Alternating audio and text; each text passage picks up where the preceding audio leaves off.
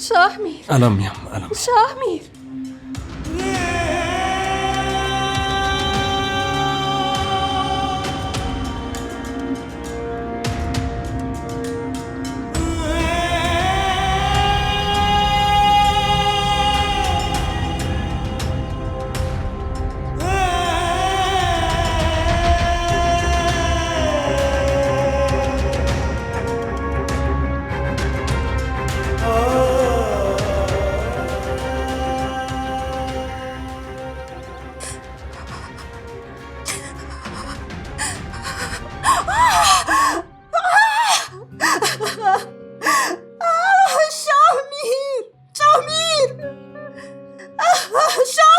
بیا اینم کارش به بیمارستان کشید.